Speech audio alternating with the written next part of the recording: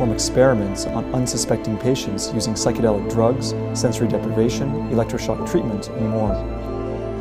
The program was known by its codename, MK Ultra. Ini sebuah proyek untuk menciptakan metode pengendalian pikiran.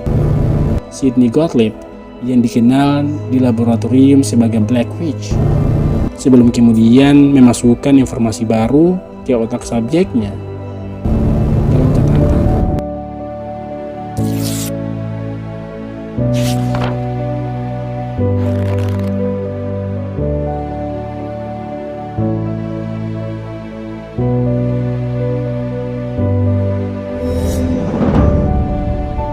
Hi, it's me, D again. Bagaimana kabar kalian hari ini? Semoga sehat-sehat selalu, stay strong dan jangan pernah menyerah. Seperti biasa, kita akan selalu mencari hal-hal menarik yang ada di dunia ini untuk dibahas bersama-sama. Dan semoga saja you guys enjoy the video. So, pada video kita kali ini, kita akan membahas salah satu program pengendalian pikiran yang dilakukan oleh CIA pada Perang Dingin. Pengendalian pikiran ini dilakukan untuk mengetahui dan menguasai pikiran dari subjek-subjek penelitian mereka pada saat itu. Seperti apa nantinya? Pantengin terus ya. Jangan di-skip biar kita sama-sama paham. Oke? Oh iya, before we continue, don't forget to subscribe juga ya, agar kalian selalu menjadi yang pertama yang mendapatkan update notifikasi setiap kali ada video baru dari kami. Cus, langsung ke videonya. In the early days of the Cold War, the CIA ordered the creation of a secret program intended to find ways of mind control. They funded an army of psychiatric institutions across the United States and Canada to perform experiments on unsuspecting patients using psychedelic drugs, sensory deprivation, electroshock treatment, and more. The program was known by its codename, MK Ultra. Pada puncak Perang Dingin pada tahun 1950-an, CIA diketahui telah melakukan eksperimen pengendalian pikiran dengan memberikan dosis besar halusinogen kepada beberapa subjek penelitian mereka. Selama lebih dari 1 dekade, para peneliti CIA melibatkan subjek yang tidak berdaya dalam beberapa eksperimen paling disturbing dalam sejarah.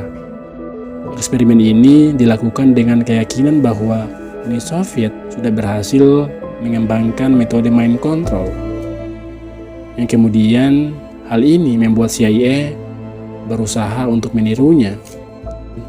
Terlepas dari berbagai bantahan dari pihak CIA kalau proyek ini nyata, informasi mengenai proyek yang dimulai pada tahun 1953 tersebut menyatakan bahwa eksperimen itu terjadi dalam sebuah program ekspansif yang dilakukan di 80 institusi, universitas, dan rumah sakit. Masing-masing institusi dipercaya melakukan eksperimen yang menyiksa, termasuk sengatan listrik, pelatihan verbal dan seksual, dengan pemberian dosis pada subjek dengan LSD dalam jumlah yang besar. Eksperimen itu disebut sebagai eksperimen MK Ultra. Tidak mengherankan jika CIA diketahui menjalankan sebuah proyek dengan sangat rahasia, bahkan sampai memberinya kode MK Ultra.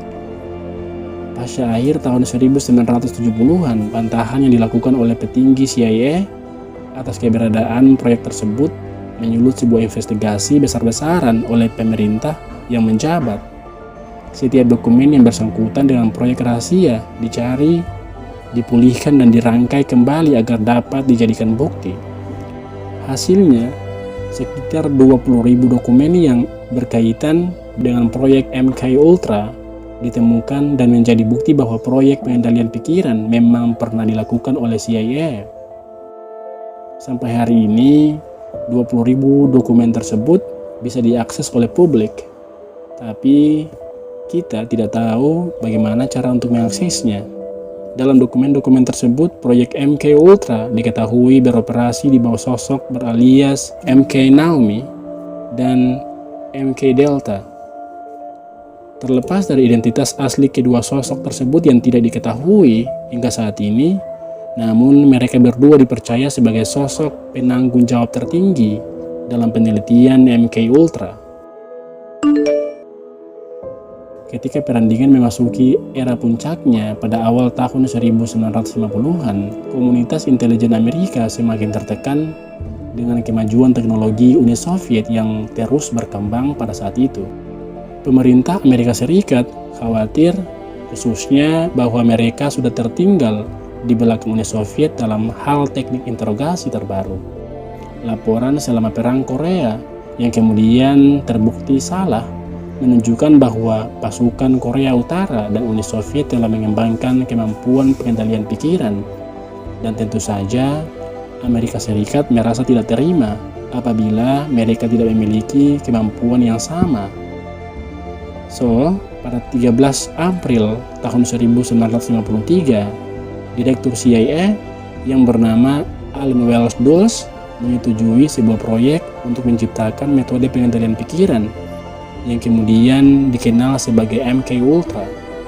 Program ini kemudian dipimpin oleh ahli kimia dan racun Sidney Gottlieb yang dikenal di laboratorium sebagai Black Witch.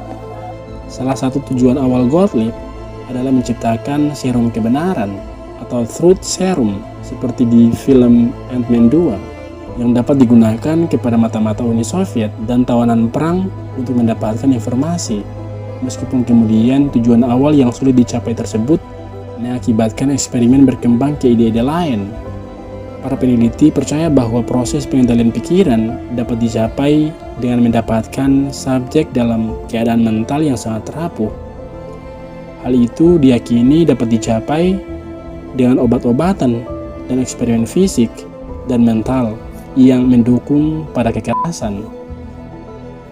Gottlieb menyadari bahwa untuk mengendalikan pikiran, dia harus menghapus pikiran yang ada terlebih dahulu, sebelum kemudian memasukkan informasi baru ke otak subjeknya. Dalam catatan, dia mengakui bahwa menghapus pikiran itu bisa dilakukan, namun untuk memberikan kepribadian dan pikiran baru adalah hal yang sulit. Sebuah dokumen yang tidak diklasifikasikan dari tahun 1955 menambahkan bahwa MK Ultra berusaha untuk mengamati sel yang bertanggung jawab atas berkembangnya pola pikir dan zat kimia yang mendorong timbulnya pemikiran tidak logis dan impulsif. Dengan mempertimbangkan tujuan ini, para ilmuwan proyek MK Ultra mulai merancang eksperimen yang mengubah pikiran dengan tujuan yang berbahaya. Sejak awal, eksperimen pengendalian pikiran MK Ultra dilakukan dengan sangat rahasia. Hal itu tentu saja karena CIA tahu bahwa apa yang mereka lakukan terhadap subjeknya yang merupakan manusia akan sangat tidak etis dan ilegal. Demi kerahasiaan, 162 eksperimen program ini tersebar di beberapa kota, kampus, penjara, dan rumah sakit. Secara total, 185 peneliti terlibat dan banyak dari mereka bahkan tidak tahu bahwa program yang mereka lakukan adalah untuk kepentingan CIA. Dalam eksperimen tersebut, subjek diberi dosis LSD, opioid, THC, dan super halusinogen BZ buatan pemerintah dan ditambah dengan zat yang tersedia secara luas seperti alkohol. Peneliti juga terkadang memberikan dua obat dengan efek yang berlawanan seperti barbiturat dan amfetamin. Secara kasar, anggap saja barbiturat adalah obat yang bikin tidur, sedangkan amfetamin adalah obat yang bikin melek, tidak kantuk. Selain obat-obatan, peneliti juga menggunakan hipnotis dalam upaya untuk menciptakan ketakutan pada subjek yang kemudian dapat dimanfaatkan untuk mendapatkan informasi. Hal ini kemudian dikombo dengan tes poligraf atau tes kejujuran untuk melihat apakah eksperimen mereka berhasil. Secara garis besar, petunjuk eksperimen mereka sama, yaitu pemberian obat berlebihan, stimulus mental, dan stimulus fisik. Namun karena proyek ini dilakukan di institusi yang berbeda-beda, metode lanjutan yang terjadi pun dapat bervariasi. Donald Cameron, ketua pertama Asosiasi Psikiatri Dunia dan Presiden Asosiasi Psikiatri Amerika dan Kanada, diketahui membius pasien dan berulang kali memutar kaset suara saat mereka koma untuk jangka waktu yang lama. Dia berharap untuk memperbaiki skizofrenia dengan menghapus ingatan lalu memprogram ulang pikiran subjek. Kenyataannya, tes ini malah membuat subjeknya koma selama berbulan-bulan dan secara permanen menderita inkontinensia dan amnesia. Inkontinensia sendiri artinya susah nahan buang air kecil yang berakibat pada ngompol tidak teratur, sedangkan amnesia artinya hilang ingatan. John C. Lilly, seorang ahli perilaku hewan terkenal, juga terlibat dalam eksperimen tersebut. Dalam sebuah eksperimen lanjutan, dia bahkan melakukan penelitian untuk membuat subjek dapat berkomunikasi dengan lumba-lumba. Pasca memberikan obat-obatan ke subjek, dia kemudian akan mengisolasi subjek ke dalam sebuah ruangan bebas suara dan diputus dari dunia luar. Hal ini diyakini dapat merangsang kemampuan manusia untuk memahami ekolokasi lumba-lumba. Karena status proyek MK Ultra yang masif dan tidak terkontrol, tentu saja segala macam dampak yang diterima oleh subjek eksperimen banyak yang tidak bisa didata. Sebagian besar dari mereka bahkan harus meninggal dan mengalami kecacatan permanen atas eksperimen-eksperimen tersebut. Tentu saja, tujuan akhir dari eksperimen ini adalah agar dapat mengendalikan pikiran musuh-musuh Amerika Serikat dengan harapan akan menimbulkan keuntungan strategis atas agenda Amerika Serikat di masa depan nanti. Namun, dalam masa percobaan ini, CIA tentu saja tidak mungkin dengan seketika menemukan banyak tahanan perang atau mata-mata Rusia yang kemudian bisa mereka gunakan sebagai subjek eksperimen. Alih-alih, mereka menggunakan subjek eksperimen dari rakyat mereka sendiri. Pemimpin program MK Ultra, Sidney Gottlieb, mengaku bahwa timnya menargetkan orang-orang yang tidak dapat melawan. Hal ini termasuk tahanan yang kecanduan narkoba, pekerja seks yang terpinggirkan, dan pasien kanker mental dan terminal. Beberapa subjek MK Ultra adalah sukarelawan atau mahasiswa bayaran. Lain dari itu adalah pecandu yang disuap dengan janji akan diberi lebih banyak obat jika mereka berpartisipasi. Terlepas dari banyaknya catatan MK Ultra yang dihancurkan, ada beberapa subjek penting yang tercatat ikut serta sebagai kelinci percobaan, termasuk Ken Kesey, penulis One Flew Over the Cuckoo's Nest, Robert Hunter, seorang penulis lirik untuk Grateful Dead, dan James Whitey Bulger, bos mafia Boston yang terkenal kejam. Eksperimen MK Ultra ini terjadi sebelum James Whitey Bulger menjadi bos mafia tentunya. Dalam kasus Ken Kesey, dia adalah sukarelawan, dan dia cukup beruntung karena eksperimen yang terjadi padanya tidak ditangani oleh dokter gila yang tidak mempertimbangkan nyawa subjeknya. Pengalamannya, menurutnya, adalah hal yang positif dan dia tidak menerima kerugian apapun. Bahkan saat prototipe dari Truth Serum yang merupakan salah satu tujuan MK Ultra disuntikan kepadanya, dia menganggap bahwa hal itu tidak berbahaya. Namun tentu saja pengakuan Kesey adalah satu sisi koin.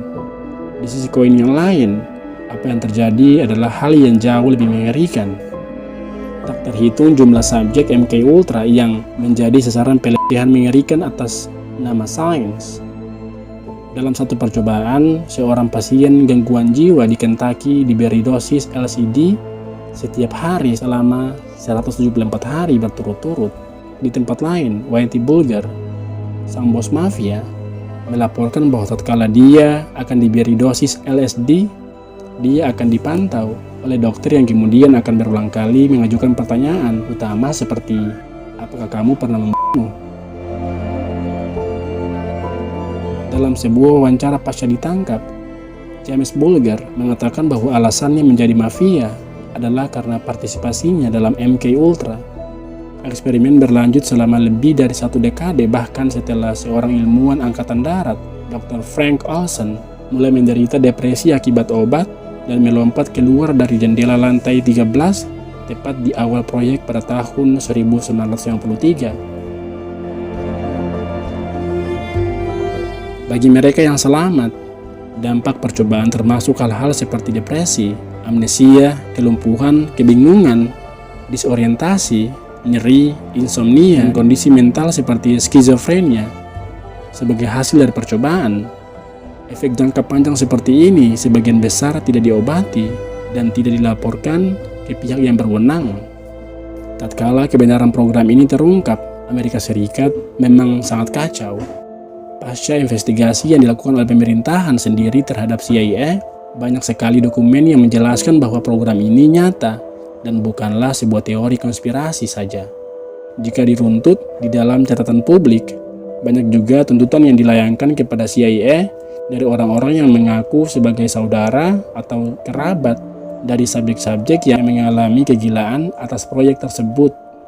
Dari pihak pemerintah sendiri, mereka tidak menyangkal bahwa eksperimen MK Ultra benar-benar terjadi. Tetapi tentu saja, dari sekian dokumen yang dikeluarkan ke publik, mungkin hanya memberikan segelintir informasi saja dibanding keseluruhan cerita.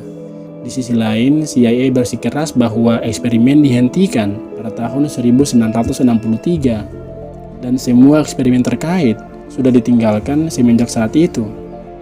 Karena adanya kasus penghancuran dokumen yang sempat terbukti terjadi, kemungkinan bahwa 20.000 dokumen yang kini dimiliki publik hanyalah segelintir dari catatan yang hilang, yang kemungkinan juga menjelaskan eksperimen-eksperimen yang lebih gelap dan lebih tidak manusiawi. Sampai hari ini, bahkan masih ada yang percaya bahwa proyek MK Ultra masih terus berlanjut.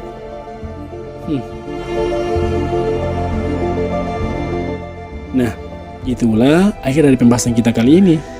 Berbagai macam program rahasia CIA yang disturbing pun seringkali diberitakan dilakukan, alasannya pun berbeda-beda. Terlepas dari itu semua, CIA juga mengeluarkan pernyataan mereka untuk menyangkali semua program-program itu. Bagaimana menurut kalian? Berikan selalu pendapat-pendapat terbaik kalian terkait pembahasan kita kali ini. But in the end, I hope you guys enjoy the video. Don't forget to like the video and subscribe juga untuk selalu mendapatkan notifikasi setiap kali ada video baru dari kami. Now it's time for me to sign out. My name is D. Stay safe and until next time.